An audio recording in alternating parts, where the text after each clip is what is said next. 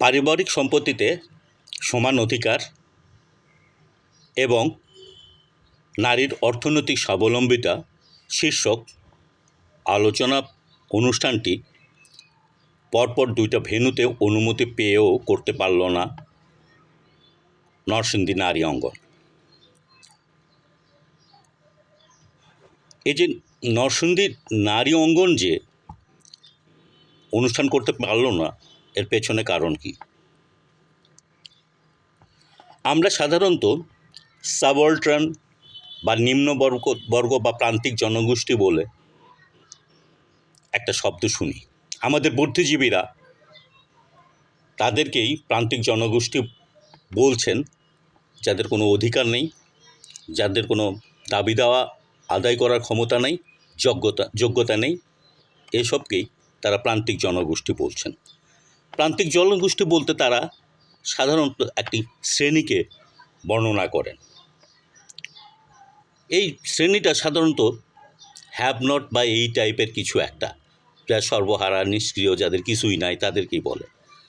কিন্তু এই যে নারী অঙ্গনের যে কর্মীরা, নরসিংদীর যে নারী অঙ্গনের কর্মীরা, তারা কিন্তু সেই অর্থে বলতে গেলে বাংলাদেশের মধ্যবিত্তদের প্রতিনিধিত্ব করেন।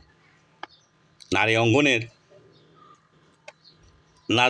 নাদিরা ইয়াসমিন, তিনি একজন কলেজের শিক্ষিকা, তাও সরকারি কলেজের। তাহলে সরকারি কলেজের শিক্ষকরাও কি সাবঅল্টার্ন?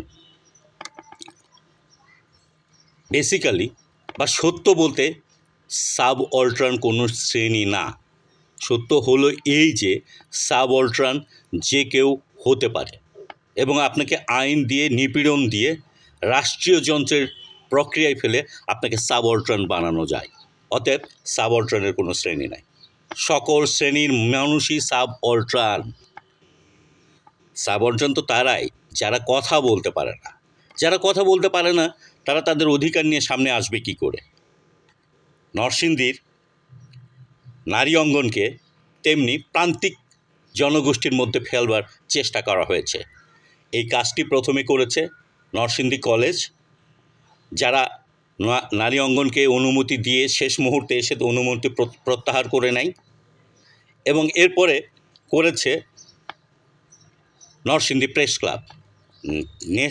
নরসিংদী প্রেস ক্লাবও ঠিক একই কাজটাই করেছে। তারা 26 তারিখে তাদের অনুষ্ঠান করবার অনুমতি দিয়ে শেষ মুহূর্তে এসে অনুমতি প্রত্যাহার করে নিয়েছে।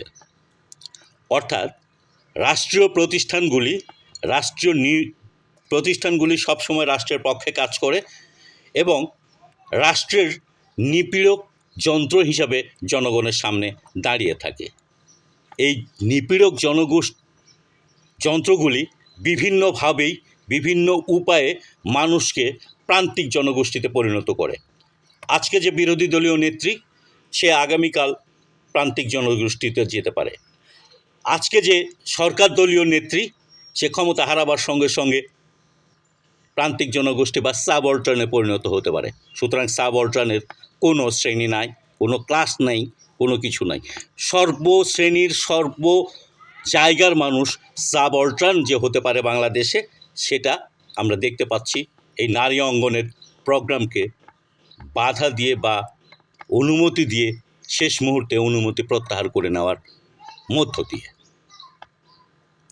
যে কাজটি বাংলাদেশে বেগম রোকেয়া 100 বছর আগে, প্রায় 100 বছর আগে চালু করেছিলেন, সেই কাজটি এখনও বাংলাদেশে কিছু কিছু মানুষ করবার চেষ্টা করছে।